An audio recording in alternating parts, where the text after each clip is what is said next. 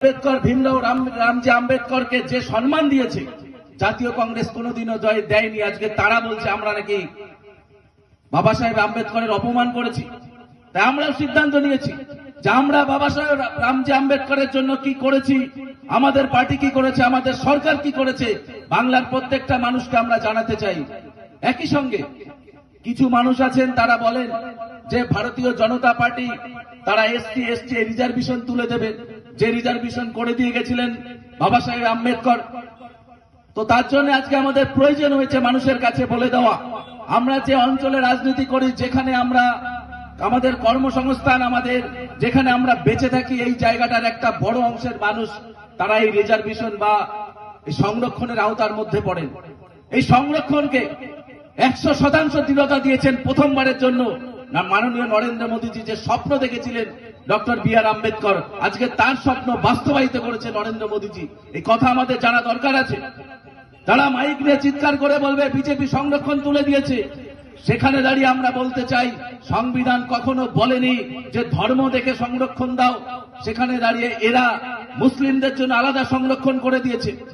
আজকে তার ফলে কি হয়েছে, যে ওবিসি কথা অর্থাৎ যারা আদার ব্যাকওয়ার্ড কমিউনিটি, তাদের মধ্যে মুসলিমদের জন্য আলাদা করে তারা সংরক্ষণ করে দিয়ে সম্পূর্ণ ওবিসির যে কোটা, সেই ওবিসি কোটাটা আজকে মুসলমানরা পেয়ে গেছে। কি হয়েছে, আমরা মুসলিম বিরোধী নই, তাদের বিরুদ্ধে আমাদের কথা বলার দরকার নেই, কিন্তু এর ফলে কি হয়েছে, কিছুদিন আগে আপনারা দেখবেন কলকাতা পুলিশ এবং ওয়েস্ট বেঙ্গলের যে সাব ইন্সপেক্টর অফ পুলিশ হয়, সেখানে নিয়োগ হয়েছে। সেই নিয়োগের একদম পুরো প্যানেলের সবাই একটা নির্দিষ্ট ধর্মের মানুষ। কোন ক্যাটাগরিতে তাদেরকে নিয়োগ করা হয়েছিল? এই ওবিসি ক্যাটাগরিতে। অর্থাৎ এইভাবে তারা সংবিধানের কথা বলে বলে এক প্রকান্তরে যেটা করে যাচ্ছে, তারা একটা নির্দিষ্ট ধর্মের মানুষকে তারা তুষ্টি করে যাচ্ছে, তোষণ করে যাচ্ছে। আজকে তার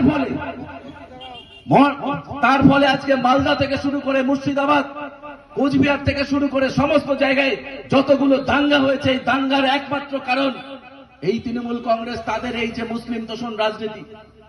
একসময় সিপিএম এর নেতা বলেছিলেন জ্যোতি বসু, তাদের সঙ্গে রাজনীতির লড়াই আছে, আজকের দিনেও আছে, ভবিষ্যতেও থাকবে। তিনি বলেছিলেন কোন সরকার যদি না চায় সেই রাজ্যে বা সেই দেশে দাঙ্গা হতে পারে না। আজকে সেটা প্রমাণিত হলো তৃণমূল কংগ্রেসের প্রত্যক্ষ মদতে। আজকে সারা পশ্চিম বাংলা জুড়ে দাঙ্গা কোথাও হয়নি। দাঙ্গার নাম করে হিন্দু বাড়ি লুটপাট হয়েছে, হিন্দুদের সম্পত্তিকে লুটপাট করা হয়েছে, হিন্দুর আরাধ্য দেবতাকে ভাঙচুর করা হয়েছে। সেখানে ধীরে ধীরে হিন্দু শূন্য করার জায়গাতে পৌঁছে নিয়ে গেছে। এটাই হচ্ছে এদের চক্রান্ত। তার কারণ তারা জানে 2026-এ নির্বাচন আসছে, পশ্চিম বাংলার প্রত্যেকটা হিন্দু তারা তৃণমূল কংগ্রেসকে কেউ ভোটদান করবে না, তারা সবাই বিজেপিকে ভোটদান করবে। তাই এরা ডবল অ্যাকশন নিয়ে এসেছে।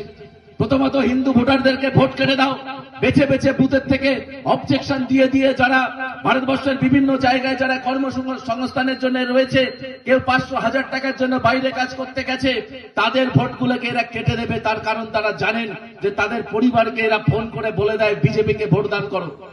অর্থাৎ হিন্দু ভোট কাটার জন্য প্রক্রিয়া নিল, তারপরে চেষ্টা করলো যেখানে যেখানে হিন্দুর সংখ্যা কম আছে সেখানে সেখানে এই ধরনের যারা কিছু উগ্রবাদী মুসলিম আছে, সবাই এরকম নয়, সেই সমস্ত উগ্রবাদীদেরকে রাতের অন্ধকারে টাকা দিয়ে বলছে হিন্দু বাড়িতে লুটপাট করো, হিন্দু এলাকায় দাঙ্গা করো, হিন্দুদেরকে মারধর করো।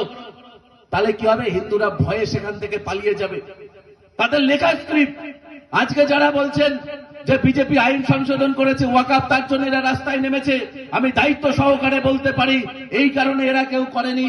এদের কাছে সুযোগের দরকার ছিল।